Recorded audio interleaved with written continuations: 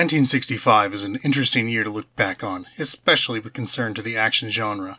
The two primary genres contributing to this new genre, the Western and spy films, saw an abundance of copycat flicks.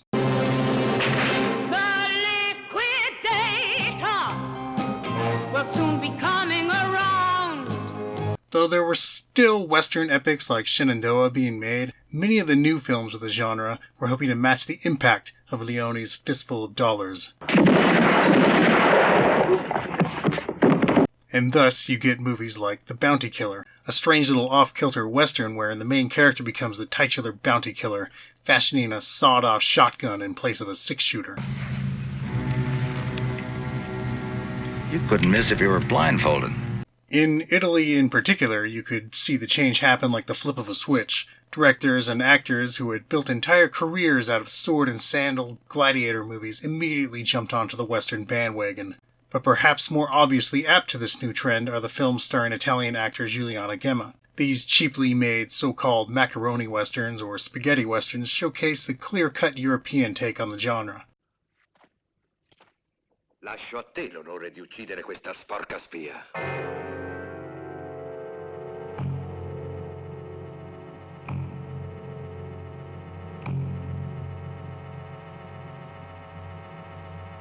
And also are very much in the vein of A Fistful of Dollars. From One Silver Dollar to either of the Pistol for Ringo films, you have the same use of a tall, thin, handsome hero cleverly manipulating the villains before finishing them off with his superior gunfighting skills. A trope was born, and would latch onto the genre moving forward. Director Sam Peckinpah tried his hand on making his own Western epic with Major Dundee.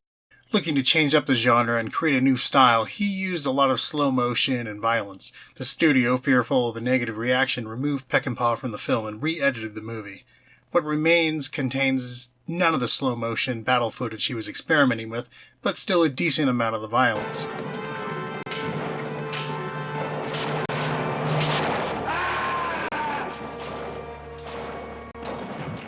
Either from a sort of professional hesitance or because of more studio meddling, Peckinpah himself wouldn't direct a major feature again for another 4 years. Speaking of re-edits, an American studio got the rights to a Japanese series of short films called Supergiant, re-edited and dubbed them for US release, and called the hero Starman in the re-edited movie Attack from Space. This and its sequels are fairly terrible and look and feel like something that would have come out 30 years earlier, but they are notable for a few things. Number 1, introducing the term Death Star. Kiev is near the Death Star. But also having a female co-lead who nearly steals the show with her own action bits.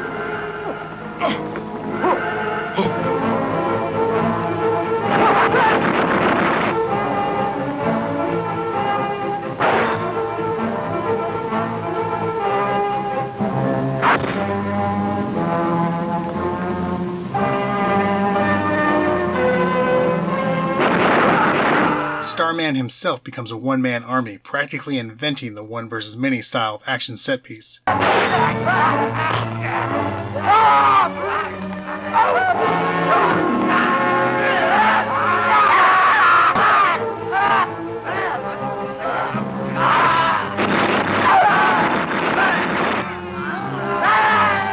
fact, if it weren't for his gun-spinning, double gun-wielding action, these movies would be a complete waste of time. As it stands, there is some fun to have, if you like cheap science fiction from a bygone era.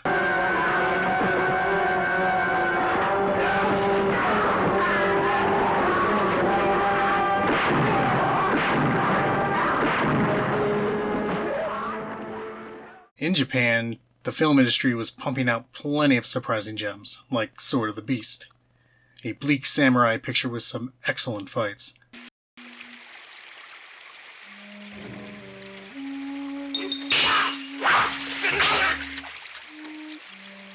And though its nature as an inexpensive sword fight movie is hard to deny, what with its scenery often obscuring the choreography, Sword of the Beast is still a really good flick. The same goes for Kahachi Okamoto's Samurai Assassin, which features another great leading performance from Toshiro Mifune. 二老人にお願いの儀がござる。お願い？さよう。裏切り者を一人切っていただきたい。裏切り者？誰だそれは。 This is an absolutely beautiful black and white film which Okamoto films with stunning artistic flair and never shies away from the violence. The final shot is of Mifune triumphantly exiting the picture with the decapitated head of his enemy perched on the end of a sword. And while I generally prefer Okamoto's gangster gun films, this is simply well done. A high recommend.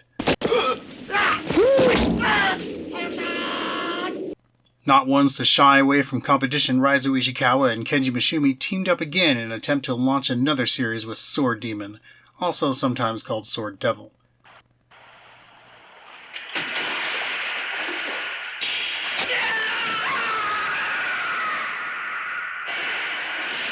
This one's got a decent heart and soul, and the sword fights, especially at the end, are adequately bloody. Still, it's not exactly a hit or really anything new to satisfy if you've watched a lot of movies of this type. That's why it's refreshing to come across a movie like Walls of Abashiri, the first film in the Abashiri prison series, starring Ken Takakura. Takakura has been favorably compared with US stars like Clint Eastwood, and he does carry a certain vibe. The movie itself is not really an action film in the most literal sense, but it's clear it had an influence on the genre, and certainly had influence on later filmmakers like John Woo. なんだってめえは。そちらさんが秩父の親分さんですか。私関東龍神一家立花真一という駆け出し者でございます。千夜の俺に参りました。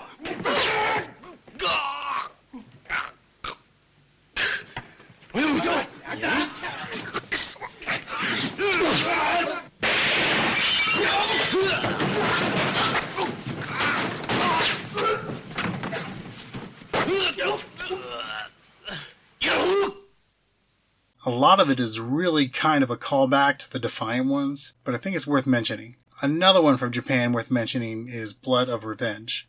Maybe more of a Yakuza melodrama than an action film per se, it does contain a standout action climax with Koji Saruta jumping from a moving train, diving through a window and impaling his primary foe.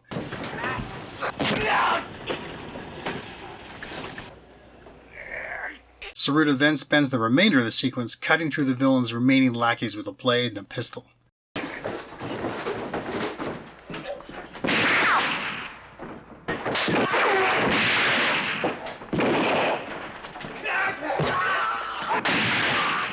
So while the build-up to this point has had next to nothing in the classic action sense, Blood of Revenge still winds up with one of the best action sequences of the entire year. Blood of Revenge shares a great deal in common with Tattooed Life, another Yakuza film released the same year.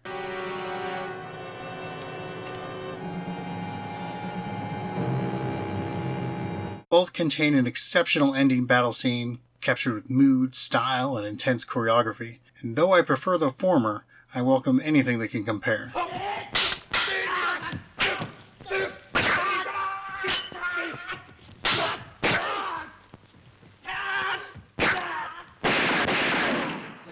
In Hong Kong, the Shaw Brothers were accelerating their output and adding more action to their releases with each picture. They gave Cheng Che his first directorial gig with the studio in The Butterfly Chalice, a Chinese musical.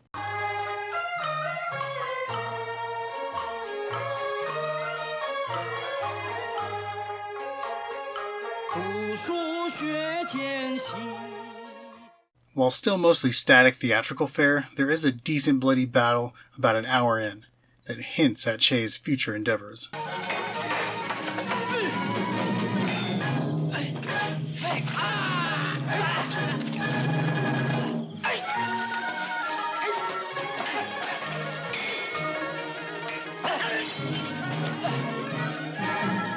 But more notable are the debut films of Jimmy Wang Yu, The Temple of the Red Lotus and The Twin Swords. With these, Shaw Brothers decided to try and make the move from just period costume dramas and musicals to full-fledged action pictures.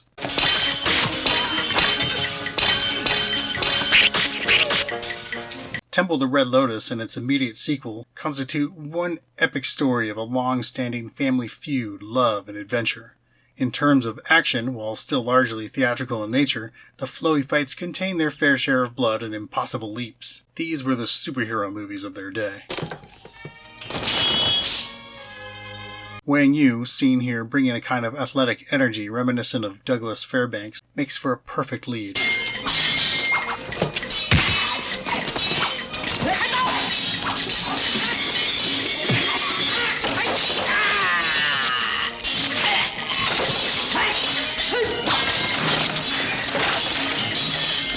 With these movies, the Shaw brothers make their first mark on the action genre as a whole, and martial arts films in particular.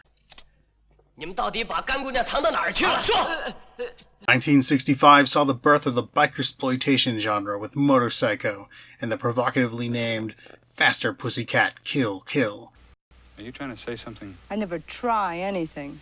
I just do it. Like I don't beat clocks. Just people. Want to try me? These Russ Meyer directed cheapies, while dripping with the so-called male gaze, are fairly fun and unique.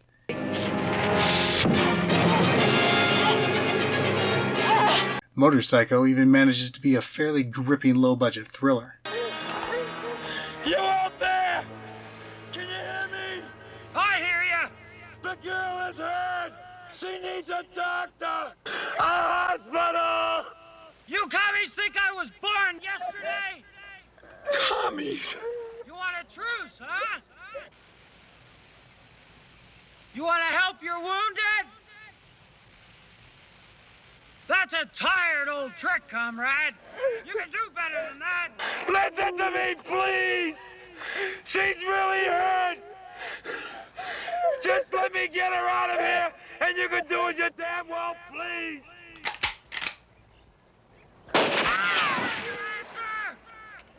Definitely worth checking out. Look, you idiots, get away! Come on, leave me alone! War films still reign, especially at the box office. The Heroes of Telemark, while containing some decent shots and moments, is otherwise nothing very special to report about.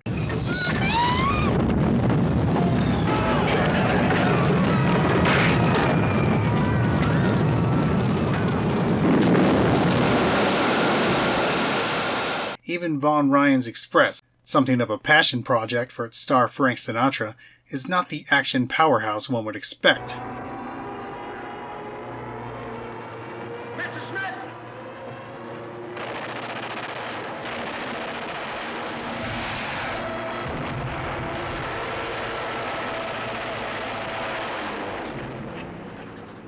Much closer is the longest day copycat film, The Battle of the Bulge. Of these war films, only this one caught my attention, and that was largely due to seeing Charles Bronson getting to face off against Robert Shaw. Senior officer, I cannot control my men unless I have your assurance they'll not be murdered. I want your signed order stating that my men will be accorded the protection guaranteed prisoners of war by the Geneva Convention. Now, unless I return with that order, Colonel, the prisoners will riot. And undoubtedly you'll kill us, but so help me. We'll take a hell of a lot of you with us. There will be no signed order, so there will be no riot. You will not be allowed to return to your men to instigate that riot. You listen to me, Colonel. There are survivors in all massacres, and I warn you, if any of my men are harmed, you will be held responsible. There'll be no place on this earth that you can hide. And when you're found, I hope I'm the man that ties the rope around your neck. Major, I have never liked threats. I do not kill prisoners, but I would have no compunction at shooting you myself for your last remark. Then do it. With Shaw being a scary villain and Bronson getting to play the action hero. Though the real scene stealer here is Telly Savalas, who gets to ride a tank and shoot a huge machine gun. Hey, Lieutenant. Yeah. Weren't you directing traffic at the Ur River Bridge? Does the road to Amblev still lead to Malmedy?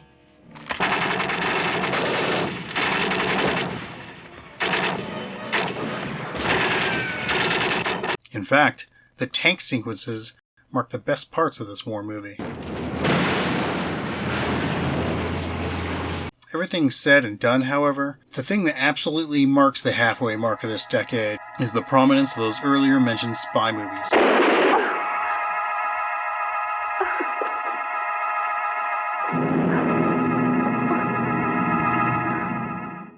Bond mania firmly established after the release of Goldfinger, this was the year that saw the emergence of hundreds of 007 ripoffs as a force to be reckoned with.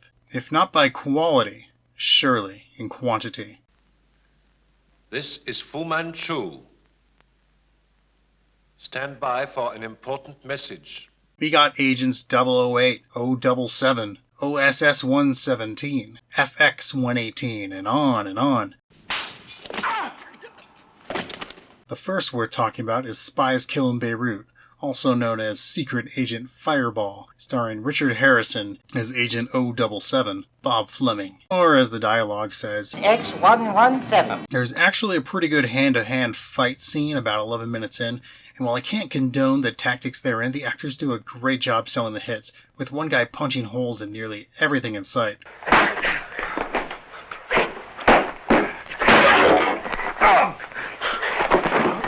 With its helicopter stunts, chase scenes, fights, and explosions, honestly, this isn't the worst James Bond ripoff of the bunch. If you notice, the lead is going by Bob Fleming.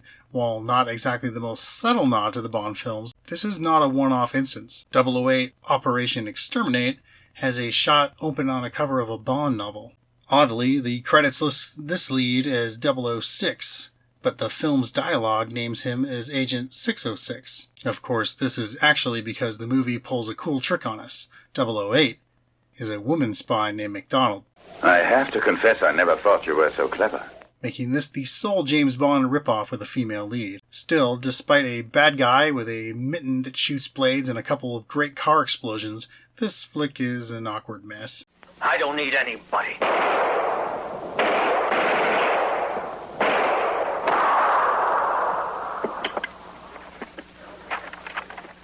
The same could be said for 1965's OSS 117 film, Mission for a Killer.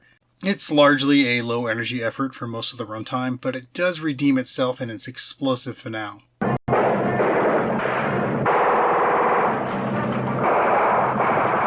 It's sad to see Kerwin Matthews replaced as OSS 117, but Frederick Stafford handles the fight scenes well enough the absence can be overlooked.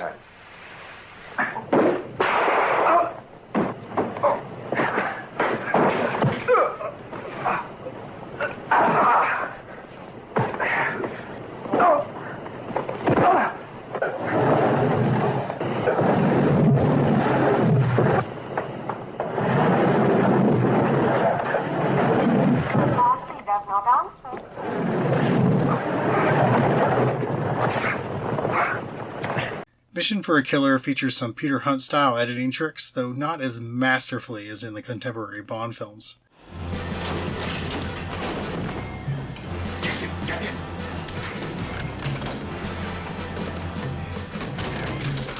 One of the former actors from the FX-18 series, Ken Clark, joined a new spy movie series where he would play Agent 077. 1965 would see the release of two of these films. The first, Mission Bloody Mary, has an entire train fight sequence that attempts to top the great train fight bit in From Russia with Love.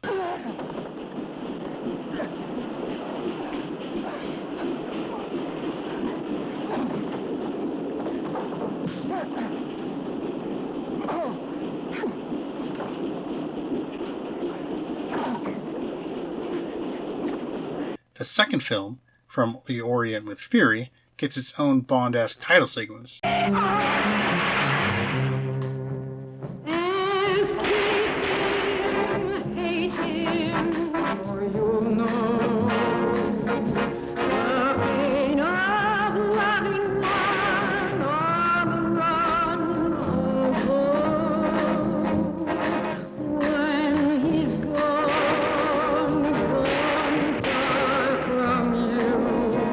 This particular movie even has a car with machine guns shooting out the back.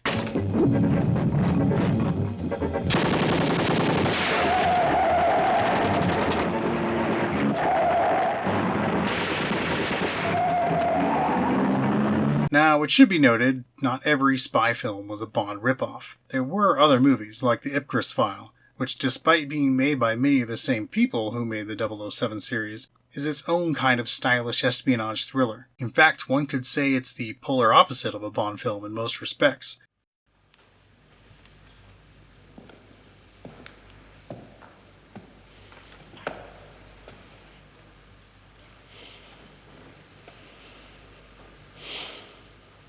What has happened to you, Plum? One of you knows exactly what has happened to me. One of you is a double agent. The Ipcress File perhaps anticipates the mood and stylings of the next decade better than the Bond films would, making it feel largely more realistic and less dated.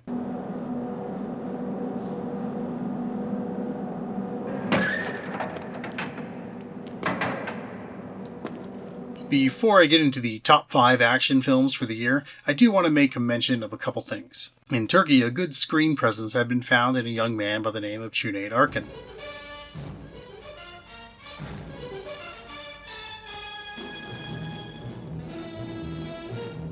And in 1965, Arkın would begin an incredibly prolific career making action pictures, such as Fight of the Giants, also known as Giants Fight,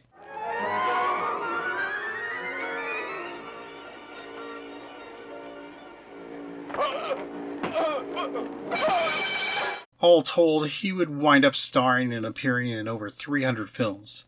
Ultimately, I've had a very difficult time tracking those down, so I will likely not mention Arkın as much as I'd like to. The other thing to mention is that in 1965, the competition was fierce.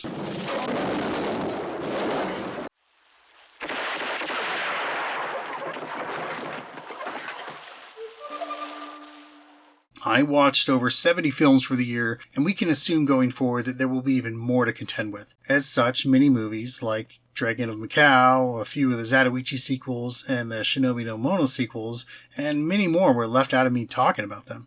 Going forward, I'll talk about points of interest from certain movies, but mostly it may be for the best to consider any movie I mention to basically be a sort of runner-up to the top 5.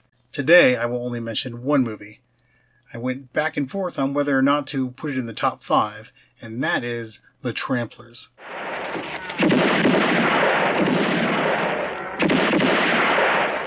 It's a violent little western starring Tarzan actor Gordon Scott and James Mitchum as a crippled one-armed gunman. Renegade!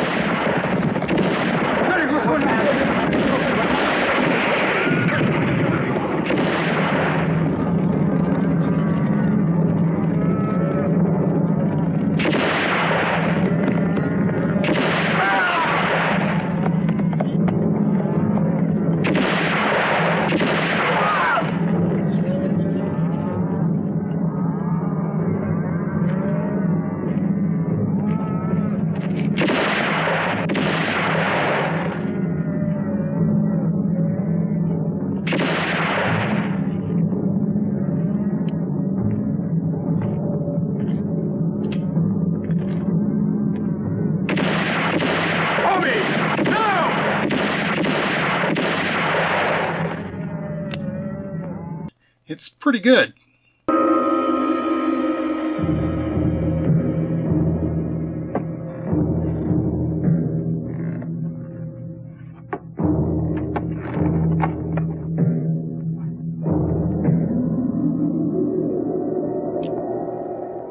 But just not quite as good as number 5, Namiri Kirishiro 6, Subversive Sword.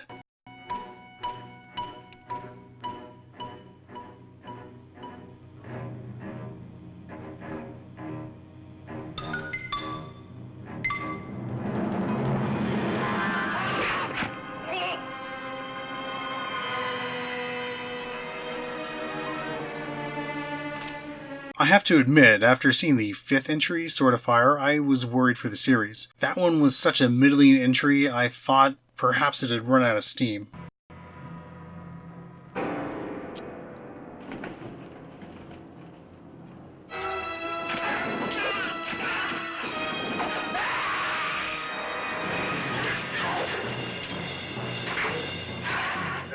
But then we get to Subversive Sword and see Namiri Kirishiro go up against a cabal of satanic samurai.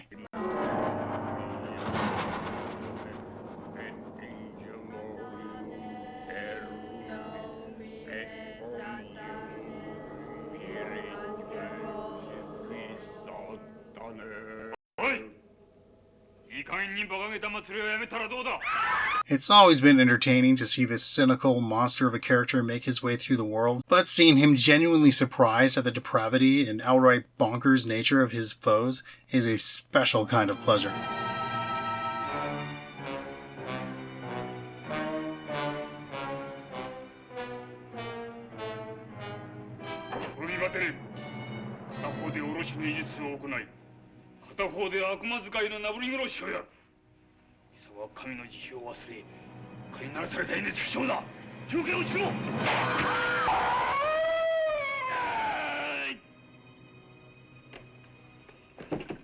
But mostly, this is about the action. The highlight is when he interrupts a black mass, slaughtering the armed congregation.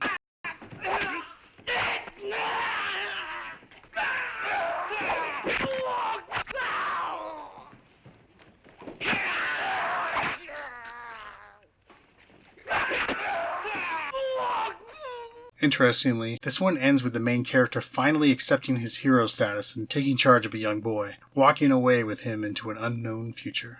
Number 4.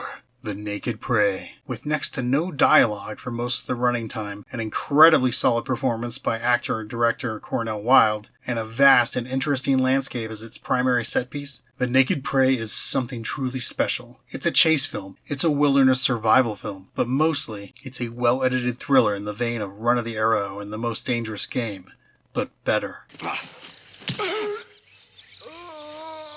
Cornel Wilde is tasked with surviving a hunting party bent on revenge, and must travel miles to safety through untamed and dangerous savannas and jungle territory. It's a breathless journey I can't recommend enough. And while it stands on number 4 for action,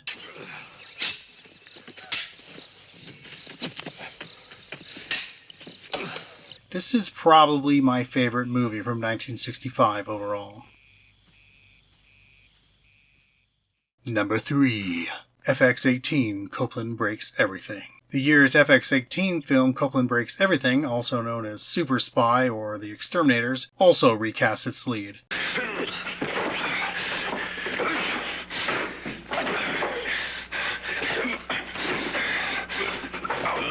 Who's paying you? Who's paying you? This time, Richard Wyler. Now, this movie comes out of the gate swinging. In the first 10 minutes, there was a plane chasing a truck and a gunfight between the two.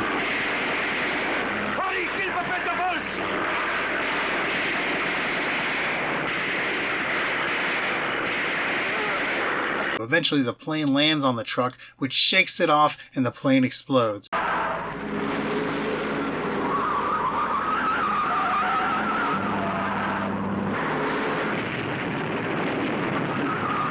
Already, the series is challenging 007 on the technical stunt level, and that's just the opening. We get chase scenes, gunfights, smoky fistfights, and a great scene where our hero agent gets his bike tire shot out during a chase, so he pops it up onto one wheel and starts shooting back while still driving.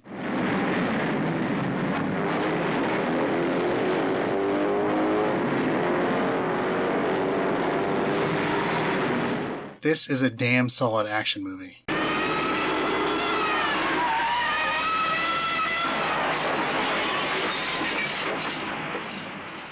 Number 2. Sons of the Good Earth. King Hu had done some directing, but in a Chinese musical, so this more or less marks his debut as a solo director, and it makes quite the splash.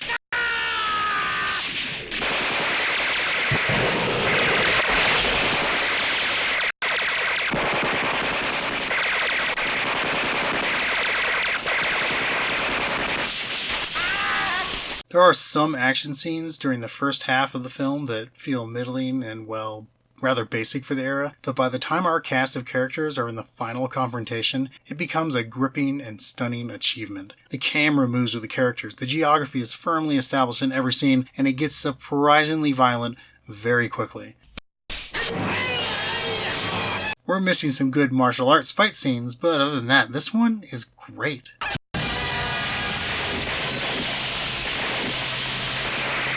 Definitely worth tracking down.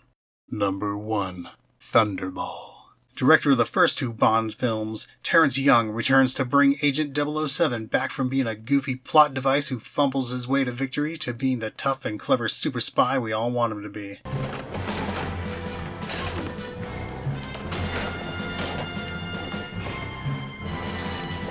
This is reflected in the action being less about wacky new technical devices and more on fist-to-fist action, explosions, and swarms of underwater armies duking it out beneath the waves.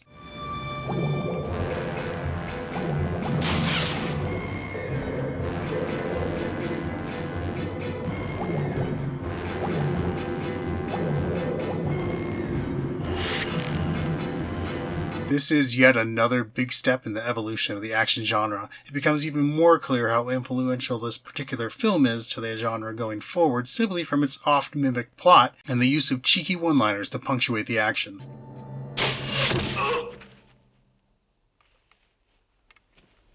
I think you got the point. Not that such gimmicks are entirely necessary, but they do provide a certain icing on this cake. The assortment and variety of action and suspense is more than enough, but the film just keeps on giving. Dangerous stunts that almost severely injure the performers. Behind the wheel, stuntman Bob Simmons must execute a perfect crash while leaping for his life.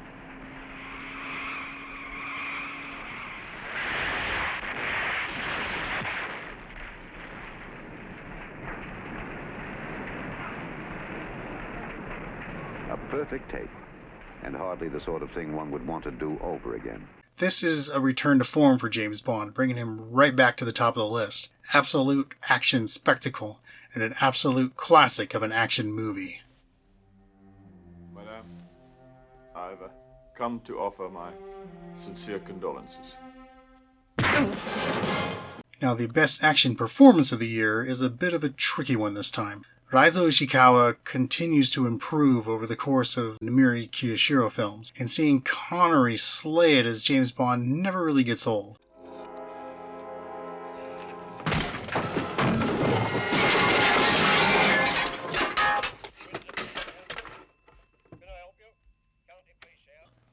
However, if I'm really trying to be as objective as possible, the choice is between Peter Chen-hao in Sons of the Good Earth and Cornel Wilde in The Naked Prey. Both are fantastic in these roles. Chen-hao is an especially solid rock to ground the wild goings-on around him, and when he breaks and goes blood crazy towards the end, it's a sight to behold.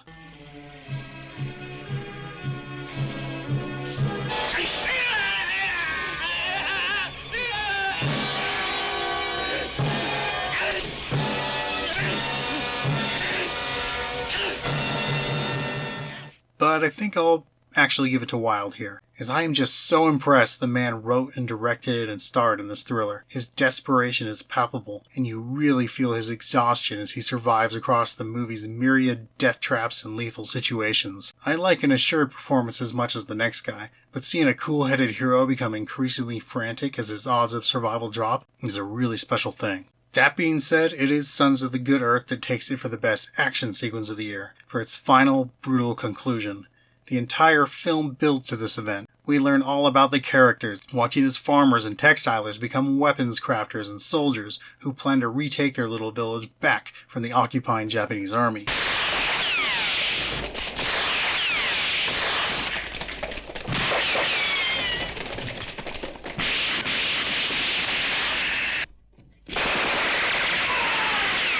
We learn the layout of the town, its basic geography, and how the characters fit into that world, so when the rebels infiltrate their former home, cut communications, and sever supply lines, it's fascinating to see how our own knowledge of the area and its people can add value to the narrative.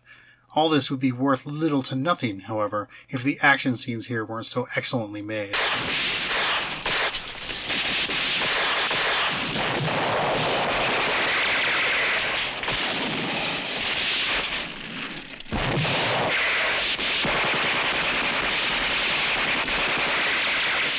These are violent and impactful, but what really works is the constant camera movement, tracking characters, and in one of my favorite moments, moving side to side to show a few characters become gradually surrounded. Sons of the Good Earth uses its time period and setting to employ all manner of action. We get our machine guns, grenades, and even swords involved in the action. Probably the only sequence of the year to compare is the underwater finale of Thunderball, and while that film gets it overall, this ending sequence, I think, is better than anything in that. I still feel the pacing and control of Sons of the Good Earth's final action sequence just barely ekes out a victory.